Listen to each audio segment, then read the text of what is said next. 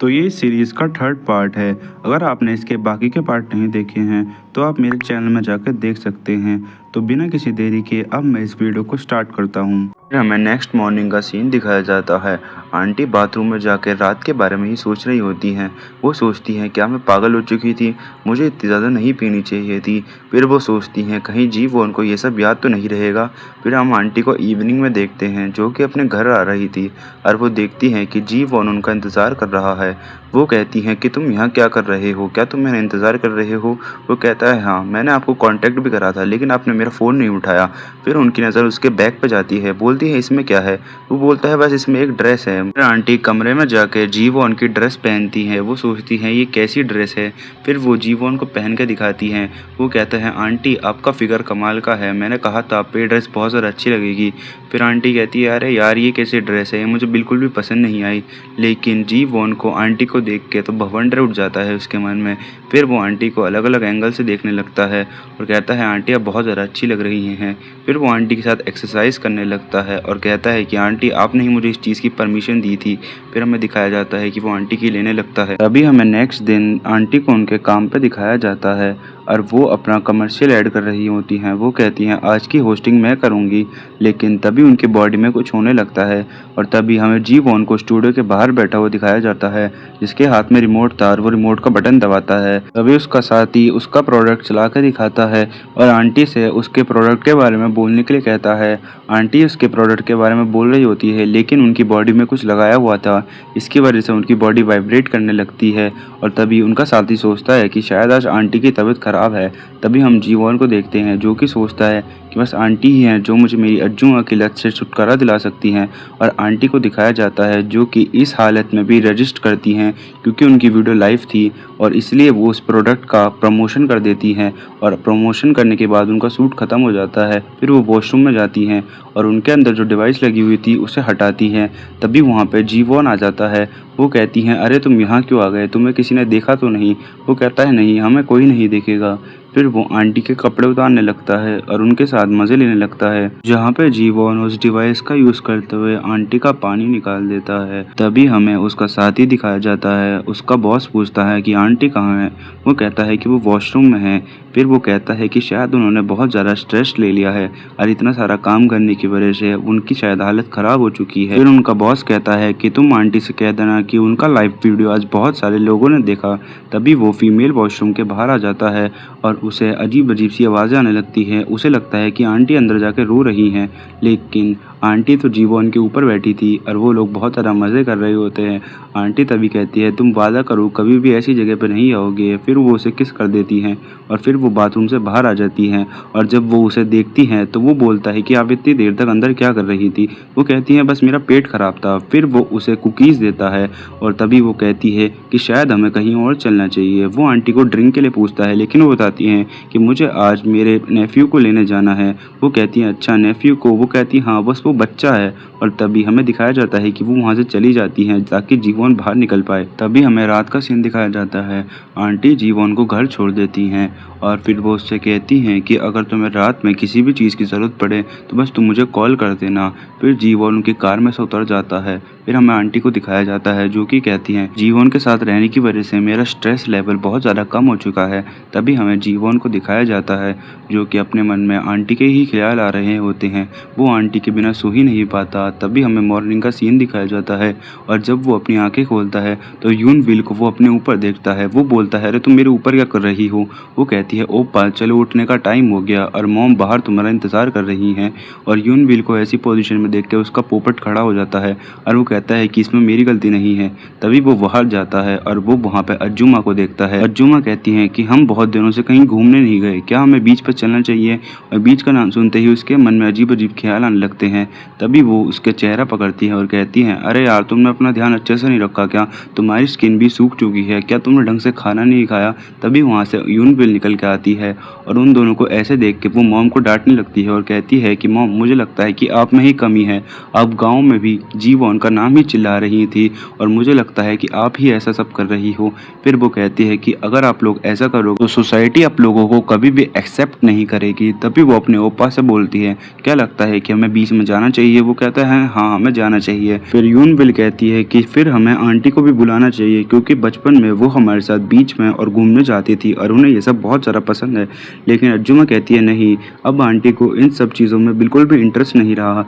फिर यूनबिल कहती है फिर आपको जी वॉन से कहना चाहिए, जी वॉन आप पूछना आंटी से, वो तो आपकी बात ज़रूर सुन लेंगी। तभी सीन शिफ्ट होता है और हमें आंटी को स्विम सूट चूज़ करते हुए दिखाया जाता है। वो बहुत ज़्यादा खुश थी, उन्हें लग रहा था कि जी वॉन उनके साथ अकेला बीच पर जाएगा और वो कहती हैं कि जी वॉन के साथ तो बहुत ज़्यादा मज़ा आएगा। तभी सीन शिफ्ट होता है और हमें जी वॉन और उसके दोस्त का सीन दिखाया जाता है। वो कहता है कि तुम मुझे शियोन वाले ग्रुप में ऐड कर लो, फिर मैं तुम्हें लड़कियों के साथ डेट पे लेके जाऊंगा। लेकिन वो उसकी बात नहीं सुनता, बस वो अपनी अज्जुमा का मैसेज देख रहा था। तभी वहाँ पे अज्जुमा आ जाती हैं और वो बोलती हैं कि हम लोग रेडी हैं चलने के लिए। तभी वो उनके पास जाता है और कहता है ठीक है। जीवो उनका दोस्त इतनी ज़्यादा सुंदर लड़की को जीवन के साथ देख के बहुत ज़्यादा हैरान हो जाता है। वो कहता है कि ये कौन है। तभी वहाँ पर आंटी आती है और आंटी को देखने के बाद तो वो बिल्कुल लट्टू हो जाता है। वो कहता है इसे तो मैंने टीवी पे भी देखा है। आंटी अज्जुमा से पूछती है कि तुम यहाँ पे क्या कर रही हो। वो बोलती है कि मैं जीवन के साथ बीच पे जा रही हूँ। फिर वो आंटी कहती है अरे यार जीवन तुमने मुझे बताया क्यों नहीं। फिर आंटी कहती है कि तुमने मुझे बताया क्यों नहीं कि ये भी हमारे साथ चल रही है। फिर वो बोलता है कि जल्दी जल्दी मैं बताना भूल गया। फिर हमें दिखाया जाता है उन दोनों के बीच में बहुत ज़्यादा टेंशन बढ़ चुका होता है। वो दोनों जीवन के साथ अकेले बीच में जाना चाहती थी और तभी उन दोनों के बीच में जीवन आ जाता है। वो कहता है अब हमें चलना चाहिए। फिर अज्जुमा कहती है कि तुम मेरी कार में चलोगे। इस पे आंटी बोलते हैं नहीं नहीं जीवन मेरी कार में जाएगा। फिर जीवन कहता है कि शायद मुझे आंटी की कार में जाना चाहिए क्योंकि वो अकेली है और हम जीवन के दोस्त को देखते हैं जिसे सबने अकेला छोड़ दिया है। और ये सोचने के बाद वो बहुत ज़्यादा सैड फील करने लगता है। हमें उनकी गाड़ी का सीन दिखाया जाता है। यूनविल सोच रही होती है कि मैंने ये बहुत ज़्यादा अच्छा करा कि मैं जीवन और अज्जुमा को अपने साथ ले आई, वरना अगर मैं उन्हें घर छोड़ देती तो वो लोग स्टार्ट हो जाते और मैं आंटी को भी अपने साथ ले आई। तभी हमें अज्जुमा का सीन दिखाया जाता है जो कि बहुत ज़्यादा गुस्से में होती है और वो एक कार से टकराने ही वाली होती है। तभी उस कार का ड्राइवर उसे डांट देता है, लेकिन अज्जुमा का चेहरा देख के उसे बहुत ज़्यादा डर लगने लगता है क्योंकि अज्जुमा बहुत ज़्यादा गुस्से में थी। और हमें पता चलता है कि अज्जुमा इसलिए इतने ज़्यादा गुस्से में थी क्योंकि जीवन ने आंटी के साथ आना चूज़ करा और वो आंटी की कार में था। दिखाया जाता है कि आंटी बहुत ज़्यादा गुस्से में थी। तभी जीवन आंटी से पूछते हैं कि आप और अज्जुमा तो बचपन से दोस्त हो ना। वो कहती है कि ये तुम क्यों पूछ रहे हो। वो बोलता है मैं तो बस ये ऐसे ही पूछ रहा हूँ। फिर वो बताती है कि हाँ मैं और अज्जुमा हाई स्कूल से दोस्त हैं और वो बचपन से ही ऐसी है। वो पूछता है कैसी है। फिर वो बताती है कि अज्जुमा पढ़ाई में बहुत ज़्यादा अच्छी थी, वो हमेशा फर्स्ट आती थी और वो स्पोर्ट्स में भी काफ़ी ज़्यादा अच्छी थी और वो बहुत ज़्यादा प्रिटी भी थी।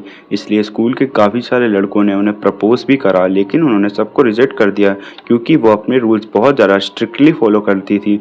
लेकिन अब पता नहीं उसे क्या हो गया है, जब से वो तुमसे मिली है वो बहुत ज़्यादा बहकी बहकी सी हो गई है और मुझे इसी बात की चिंता होने लगती है। भी हमें बीच का सीन दिखाया जाता है। आंटी और जीवन अपने कपड़े चेंज करके आ जाते हैं और आंटी का फिगर देख के सब लौंडे उन्हें ही देखने लगते हैं। तभी उन दोनों के सामने अज्जुमा आती है और जीवन अज्जुमा को देख के कहता है कि आप पे ये ड्रेस बहुत ज़्यादा अच्छी लग रही है।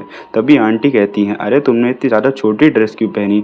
तभी आंटी कहती है बस ये मैंने ऐसे ही ले ली थी, लेकिन हम फ्लैशबैक में देखते हैं कि इसे ढूंढने के लिए उन्होंने बहुत ज़्यादा मेहनत करी थी। फिर आंटी और अज्जुमा के बीच में ड्रेस को लेकर लड़ाई होने लगती है और जीवन उन दोनों को देख रहा होता है। तभी यूनबेल आती है और कहती है ओ पाप अज्जुमा को ऐसे मत देखो, मेरी नज़र आप पे ही है।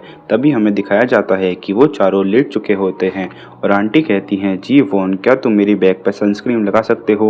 वो अपनी अज्जुमा से कहता है क्या मैं लगा सकता हूँ। वो बोलती हैं जो करना है वो करो। फिर वो यूनबेल से पूछता है, वो भी यही कहती है और फिर वो उनकी बैग पे सनस्क्रीन लगाने लगता है और हमें अज्जुमा का सीन दिखाया जाता है जो कि बहुत ज़्यादा जेलस फील कर रही होती है। फिर हम उन चारों को वॉलीबॉल खेलते हुए देखते हैं और खेलते वक्त जीवन के फेस पे बॉल लग जाती है जिसकी वजह से वो बेहोश होने लगता है और बेहोश होते वक्त उसे अपने आगे दो बड़े बड़े मेलन्स दिखते हैं और वो अज्जुमा की गोद में उठता है और वो उठते ही पूछता है आंटी और यूनबिल कहाँ गए। वो बोलती है वो तुम्हारे लिए मेडिसिन लेने गए हैं। अज्जुमा कहते हैं कि शायद मेरे जाने की वजह से आंटी तुम्हारे बहुत ज़्यादा करीब आ गई हैं। वो कहता है नहीं ऐसी बात नहीं है। फिर वो उसे गले लगा लेता है और कहता है अज्जुमा मैंने आपको बहुत ज़्यादा मिस करा। फिर वो कहती है तो तुमने मुझे फ़ोन कॉल क्यों नहीं करा। फिर वो उसे किस करके कहता है कि अज्जुमा आपको याद है बचपन में आपको ऐसे ही किस करा करता था और आप मुझे बिलीव करती थी। वो कहती है हाँ लेकिन तब तो तुम बच्चे थे और अब तुम बहुत ज़्यादा बड़े हो चुके हो। जीवन कहता है कि हाँ यही बात है, तो अब मैं इस चीज़ को बहुत ज़्यादा अच्छे से करता हूँ। फिर वो उन्हें लिप टू लिप किस कर देता है और कहता है क्या आप मुझे बिलीव करती हो। अब वो कहते हैं कि हाँ। तभी वहाँ पे आंटी आ जाती हैं और आते ही जी वॉन को गले लगा लेती है और कहती हैं कि मैंने आपको बहुत ज़्यादा ज़ोर से हिट किया, मुझे माफ़ कर देना। अज्जुमा बहुत ज़्यादा जेलस फील करने लगती है उन दोनों को इतना ज़्यादा करीब देख के। फिर आंटी जी वॉन को लेके अपने साथ चली जाती हैं और अज्जुमा कहती हैं ये दोनों बहुत देर से चिपके हुए हैं, क्या उसे ऐसा लगता है कि जी वॉन उसका बेटा है? तभी आंटी कहती हैं तुम बताओ कौन सा फ्लेवर खाओगे? यून विल भी अपनी मॉम के लिए फ्लेवर निकाल रही होती है, लेकिन तब वो पीछे मुड़कर देखते कि अज्जुमा वहाँ पे नहीं है। तभी हमें दिखाया जाता है कि आंटी जी वॉन के लिए वैनिला फ्लेवर निकाल रही होती है, लेकिन अज्जुमा कहती है उसे चॉकलेट फ्लेवर पसंद है और उन दोनों के बीच में फिर से लड़ाई होने लगती है। और तभी अज्जुमा स्कैरी फेस बना के कहती है जी वॉन तुम्हें कौन सा फ्लेवर पसंद है? फिर वो कहता है कि नहीं नहीं मुझे तो चॉकलेट फ्लेवर भी पसंद है। और ये देखने के बाद अज्जुमा आंटी को जलाने लगती हैं। तभी आंटी जी वॉन का हाथ पकड़ती हैं और उसे बाहर लेके आ जाती हैं। जी वॉन पूछता है क्या आप मेरे से नाराज़ हो? वो बोलती है नहीं, मैं तो बस नाराज़ होने का नाटक कर रही थी। फिर वो उसे किस कर देती हैं और कहती हैं कि तुम रात में अपना रूम खोल के रखना और मेरा इंतज़ार करना। फिर हमें अज्जुमा दिखाई जाती हैं जिन्हें बिल्कुल भी नींद नहीं आ रही होती है और वो जी वॉन के बारे में ही सोच रही होती हैं। और दूसरी तरफ जी वॉन आंटी की ले रहा होता है।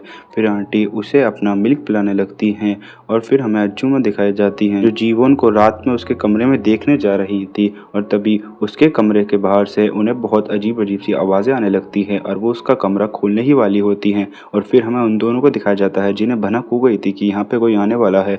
जी वॉन पूछता है अज्जुमा ये क्या आप हो? फिर वो उसके कमरे में आ जाती हैं और आते ही वो विंडो के पर्दे को हटा के चेक करती हैं। फिर वो जी फोन के पास आती हैं और उसकी बेडशीट उठाती हैं। जी फोन बिल्कुल ही नंगा था। वो पूछती है तुम नंगे क्यों हो? वो कहता है ऐसे ही। जी फोन कुछ कहने ही वाला होता है, लेकिन अज्जुमा कहती है मुझे कुछ नहीं सुनना, बस तुम अपने कपड़े पहनो और मेरे साथ चलो। फिर हमें आंटी को दिखाया जाता है जो कि बाथरूम की साइड छुप गई थी और वो कहती हैं कहीं हमें अज्जुमा ने देखा तो नहीं। फिर हमें उन्हें बीच में दिखाया जाता है, आंटी उनके फुट स्टेप को फॉलो कर रही होती हैं। और तभी अज्जुमा जी फोन से कहती है कि चलो अब हम करते हैं। उसे इस बात का मतलब समझ में नहीं आता। जुमा उसे पत्थरों के पीछे ले जाती हैं और जी वॉन के साथ मज़े करने लगती हैं। और फिर हमें दिखाया जाता है कि आंटी उन दोनों को ढूंढ रही होती है और उनकी आवाज़ सुन के अज्जुमा जी वॉन को पानी के अंदर ले जाती है। जब आंटी को वो दोनों नहीं मिलते तो वो वहाँ से चली जाती हैं और जी वॉन अपनी अज्जुमा की पानी के अंदर ही ले रहा होता है।